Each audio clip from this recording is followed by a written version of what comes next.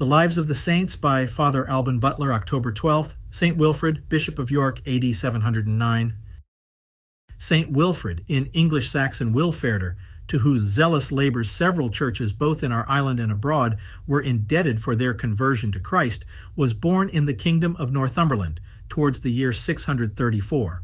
At 14 years of age, he was sent to the monastery of Lindisfarne, that he might be trained up in the study of the sacred sciences, in which he discovered an application, penetration, and maturity of judgment beyond his years. A desire of greater improvement than he could attain to in that house, where he perceived the discipline that was practiced to be imperfect, put him upon a project of traveling into France and Italy. He made some stay at Canterbury, where he studied the Roman discipline, and learned the Psalter according to the Roman version instead of that of St. Jerome, which he had used before. In 653, according to Mr. Smith, St. Bonnet Biscop, his countryman, passed through Kent on his first journey to Rome, and St. Wilfrid, who had set out with the same design, crossed the seas with him, but with an intention to visit the most famous monasteries in his way, the better to instruct himself in the rules of Christian perfection. At Lyon they were detained a whole year by St. Delphinus, surnamed Animond, Archbishop of that city, who conceived so great an affection for Wilfrid that he offered him his niece in marriage, and promised to procure him a considerable employment. But the saint continued steadfast in the resolution he had taken to devote himself to God, and proceeded on his journey the year following. At Rome he devoutly visited every day the tombs of the martyrs, and contracted a friendship with Boniface, the archdeacon, who was a very pious and a very learned man. He was secretary to the holy Pope St. Martin, and took as much delight in instructing young Wilfrid as if he had been his own child. He carefully explained to him the four Gospels and the right calculation of Easter against the erroneous practice of the Britons and Irish, likewise the other rules of ecclesiastical discipline. At length he presented him to the Pope, who gave him his blessing by the imposition of his hands and prayer. After this, Wilfrid left Rome, from whence he brought relics, and returned to Lyon to the Archbishop, whom he reverenced as his father. He stayed 3 years at Lyon, and received the ecclesiastical tonsure from St. Delphinius, who desired to make him his heir, but was put to death at Chalons upon the Saône by the order of Hébron in 658. He is honored at Lyon as a martyr on the 29th of September, being commonly called Saint Chaumont. Wilfrid accompanied him to the place of execution, and would have been glad to have died for him or with him. After he had interred his spiritual father, he returned into England laden with relics. Alchfrid, natural son of Oswy, who at that time reigned over the Deiri, his father contenting himself with Bernicia, being informed that Wilfrid had been instructed in the discipline of the Roman Church, sent for him and received him as an angel from heaven. After he had discoursed with him concerning several customs of that church, he conjured him to continue with him, to instruct him and his people in ecclesiastical discipline. This St. Wilfrid consented to, and the prince entered into an intimate friendship with him, and gave him land at Ripon to found a monastery upon, which our saint governed and richly endowed. Assisted by the munificence of the king, he distributed very considerable sums in alms, was exceedingly beloved and respected on account of his virtues, and was even looked upon as a prophet. Agilbert, bishop of the West Saxons, coming to pay a visit to King Oswy and his son, Alchfrid, entreated him to ordain Wilfrid priest, that he might remain always near his person. Agilbert said that a person of such merit ought to be promoted to a bishopric, and ordained him priest in 663 in the monastery of Ripon. The Northumbrians had relapsed into idolatry after the death of King Edwin, but St. Oswald obtained St. Aidan, the holy Irish monk of Hige, for bishop, and planted the faith again in that kingdom. St. Aidan resided not at York as St. Paulinus had done, but at Lindisfarne. Finan and Coleman, his countrymen, succeeded him, and had all the kingdom of Northumberland for their diocese. These Scots or Irish followed an erroneous calculation of Easter, and King Oswy, who had been instructed by them, and his queen Eanfled, daughter of Edwin, who came from Kent, sometimes kept Lent and Easter at different times in the same court. The Scots and Britons herein were not schismatics, as Rapin and some others pretend, for they did not coincide with the Quartodecimans, who had been condemned by the Church, nor had this difference between the Scots and the universal Church then proceeded to a breach of communion. Oswy, having defeated and slain Penda in 655, conquered all that kingdom, but 3 years after made Peada, Penda's son, to whom he had given his daughter in marriage, king of that part which lay south of the Trent. But Peada dying soon after, Oswy again united that country to his own dominions. Not long after, the Mercians took up arms and placed Wulfhere, Penda's second son, upon the throne in 659. This prince was for some time a pagan, or at least favored the pagans, but at length became a zealous propagator of the faith and governed by the counsels of St. Wilfrid, who founded monasteries and churches in several parts of Mercia. Mr. Peck endeavors to prove that the priory of St. Leonard, about a quarter of a mile out of Stamford, was built by St. Wilfrid, though rebuilt in honor of St. Leonard by William Bishop of Durham in the reign of the Conqueror, and only then dedicated in honor of St. Leonard. St. Theodorus, Archbishop of Canterbury, in his Visitation, found the election of St. Chad to have been irregular, and removed him, but charmed with his humility and virtue, placed him in the see of Lichfield. At the same time, he put St. Wilfrid in possession of the see of York in 669, before the death of Oswy, which happened in 670. Upon his demise, Alchfrid was obliged by the people to leave the throne to Egfrid, the eldest legitimate son of Oswy. St. Wilfrid consecrated the great church of St. Peter, which he had built at Ripon in presence of the new king in 670, and afterwards that of St. Andrew at Hexham, and several others, being a man of most persuasive oratory and strict virtue. He promoted everywhere religion and piety with incredible success. He invited out of Kent the precentor Eddie Stephanie, who became from that time his constant companion and afterwards wrote his life. With his assistance, the saint established in all the churches of the north the use of plain song, which St. Gregory the Great instituted in the church music, and admirably well adapted it to every different part of the divine office, as Francini observes, in which it is easier and more becoming than that which is performed with a harmonious discord of voices and variation of melody. The monastic state was a principal object of St. Wilfrid's care, and this he settled among the Midland and Northern English, as St. Augustine had established it in Kent. King Egfrid had taken to wife St. Audrey, who, preferring a religious life, according to the liberty which the Church has always understood by constant tradition to be allowed by the divine law before cohabitation, St. Wilfrid endeavored at first to engage her to change her resolution, but finding her inflexible in it, at length consented to give her the veil.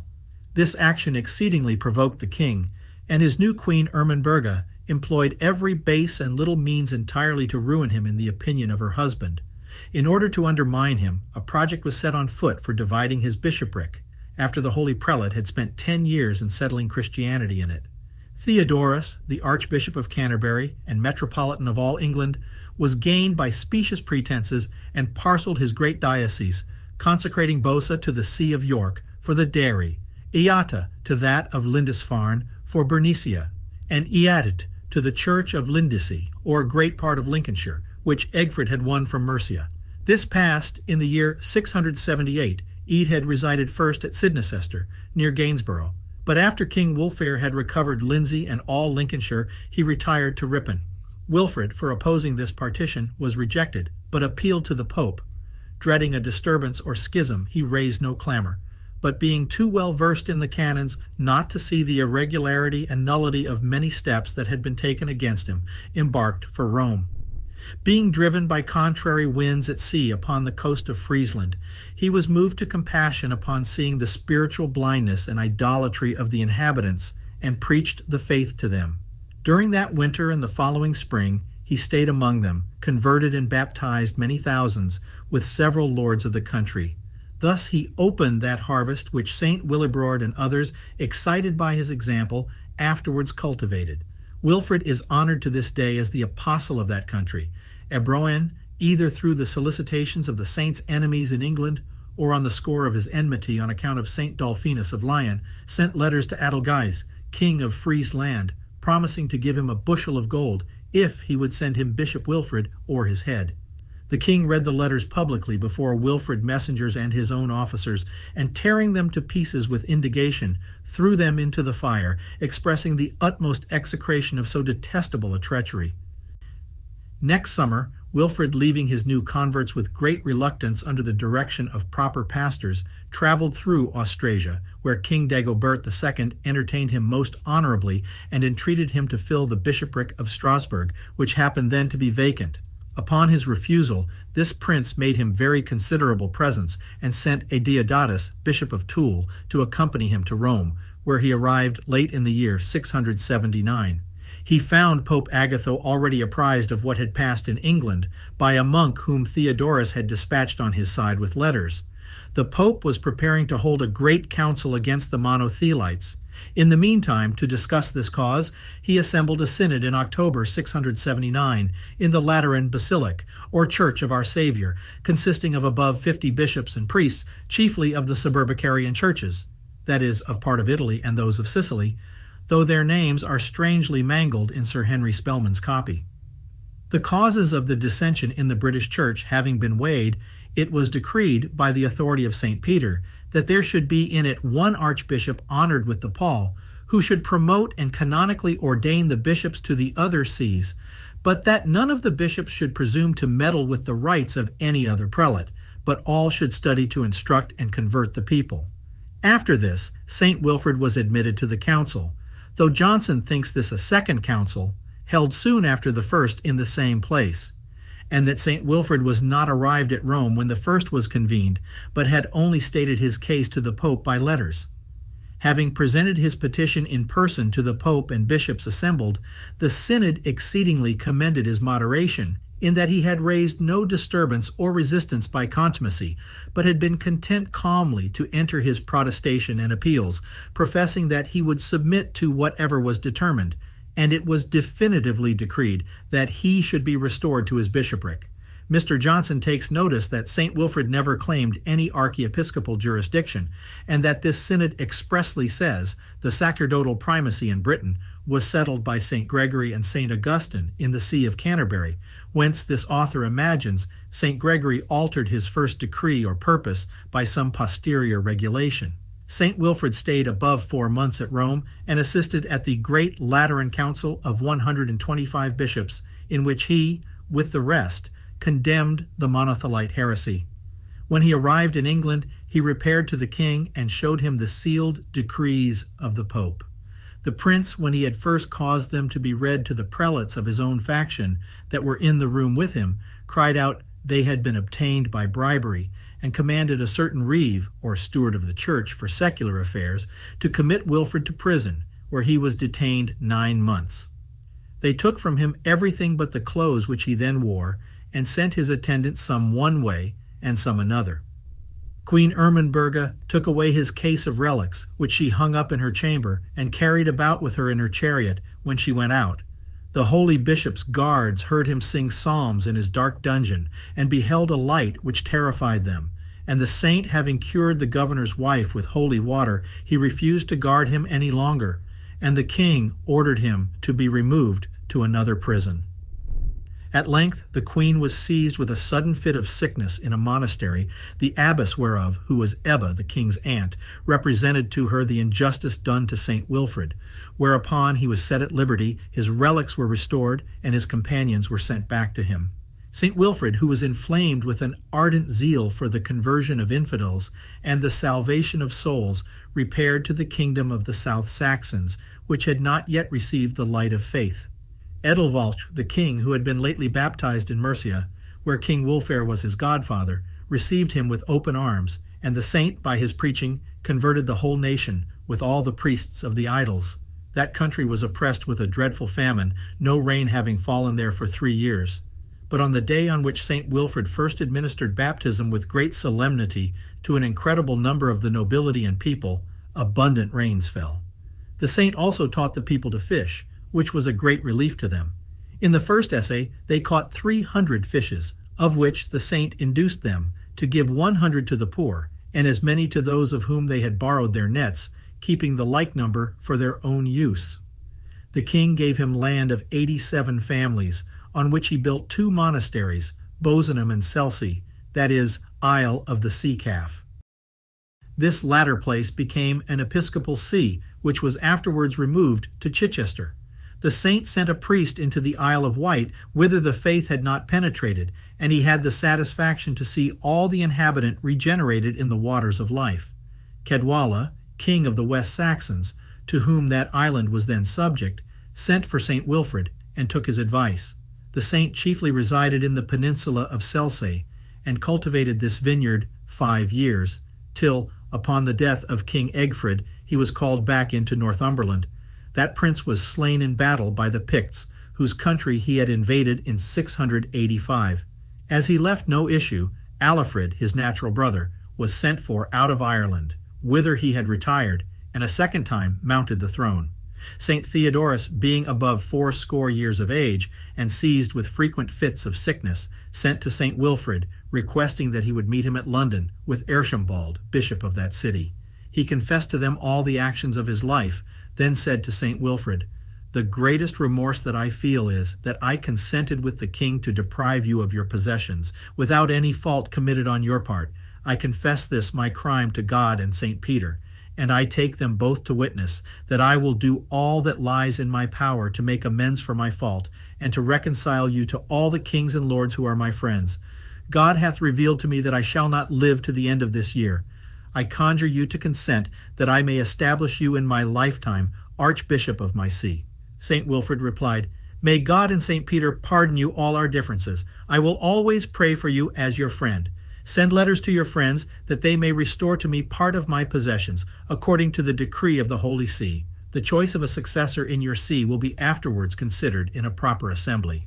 Pursuant to this engagement, St. Theodorus wrote to King Alfred, to Ethelred, king of the Mercians, to Elfleda, who had succeeded St. Hilda in the abbey of Stranishalk, and others.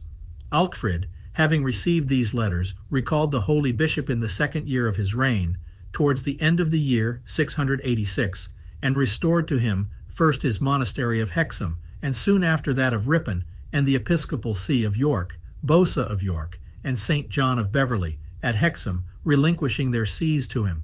Theodorus had first parcelled it into 3, afterwards into 5 bishoprics, consecrating Tunbert to Hexham, and Trumwyn to the diocese of the southern Picts, subject to the kings of Northumberland, whose see was fixed at Wither.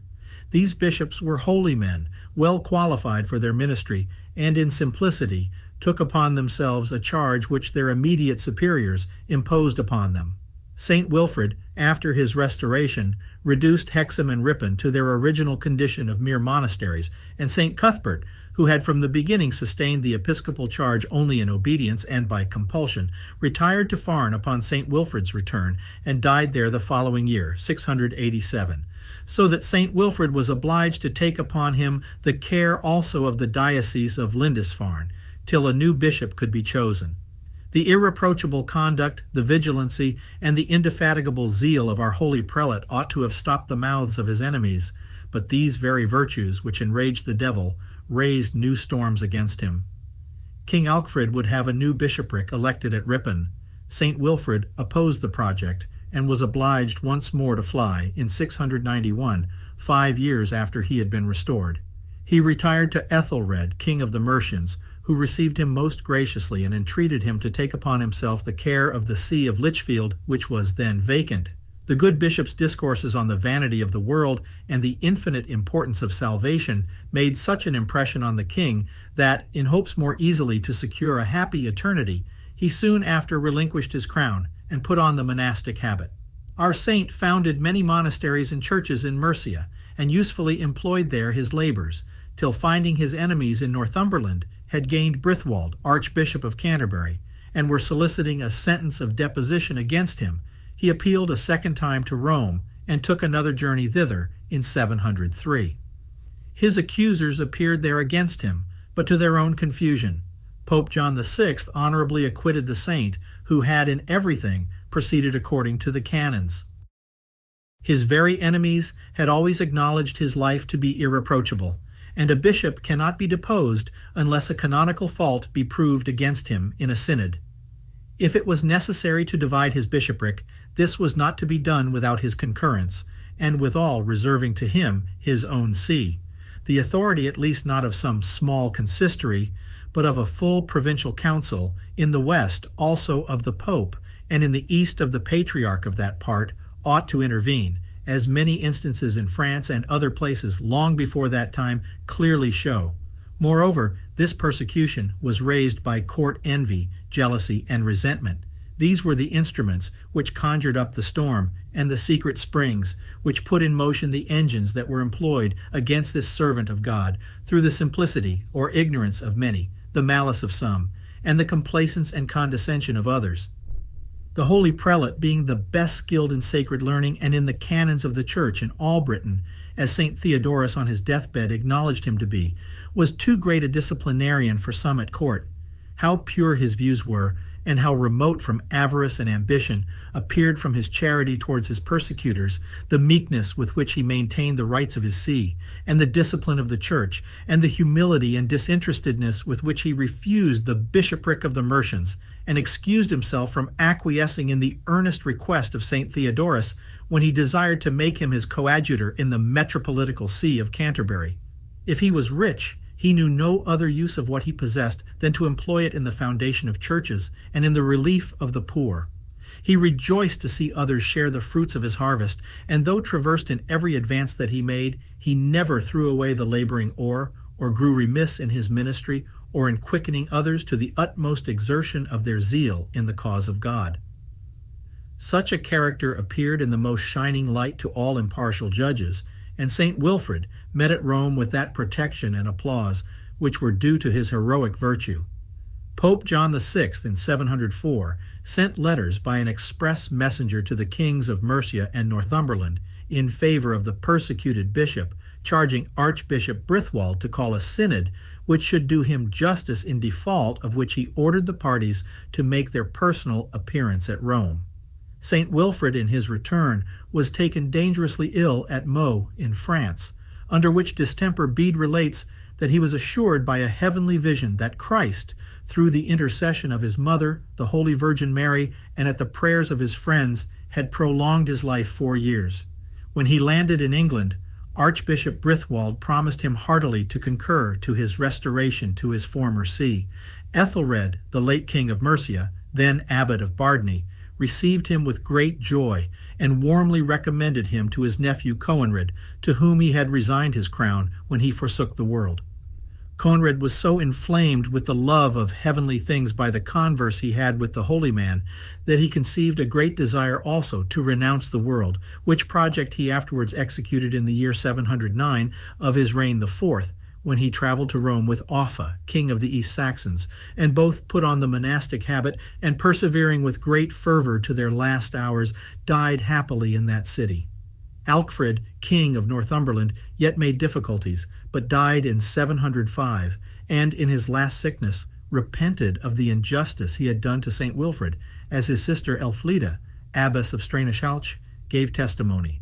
His restitution, therefore, was easily agreed to by the whole kingdom, under Osred, who, being only 8 years old, succeeded his father, Brithric being regent during his minority. St. Wilfrid took possession of the diocese of Hexham, but chiefly resided in his monastery of Ripon, leaving York to St. John of Beverley.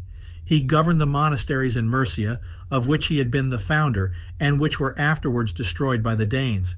He died at one of these at Undulum, now called Oundle, in Northamptonshire, on the 24th of April, 709, having divided his treasures between his monasteries, churches, and the former companions of his exile. His body was buried in his church of St. Peter at Ripon. That monastery having been destroyed by the wars, the greatest part of his remains was translated to Canterbury in the time of St. Odo, and deposited under the high altar in 959. They were enshrined by Lanfrain, and deposited on the north side of the altar by St. Anselm on the 12th of October, the day of which translation became his principal festival. These relics are said now to repose near the monument of that truly great man, Cardinal Pole. True virtue is always of a piece with itself, is always governed by the same principle, and always steers the same course. In prosperity it is humble, modest, and timorous. In adversity, magnanimous, and equally active and brave. To suffer from good men is often the severest of trials, but from whatever quarter persecution comes, it is our duty not to sink under it, but sincerely humbling ourselves before both God and man, we must not be daunted, considering that on one side it is the part of cowards only to be pusillanimous or to despair, and on the other it is arrogance and pride to fall into impatience or to repay injuries with revenge, insults, or ill will. St. Wilfrid saw the clouds gather and ready to burst over his head, yet was undaunted. He never reviled his persecutors, never complained of the envy and malice of those who stirred up whole kingdoms against him. Envy died with him, and immediately the whole world gave due praise to the purity of his intentions, the ardor of his zeal for virtue and discipline, and the sanctity of his life. The historians of our nation unanimously conspire in paying a grateful tribute to his memory, which is consecrated in the Roman and other martyrologies.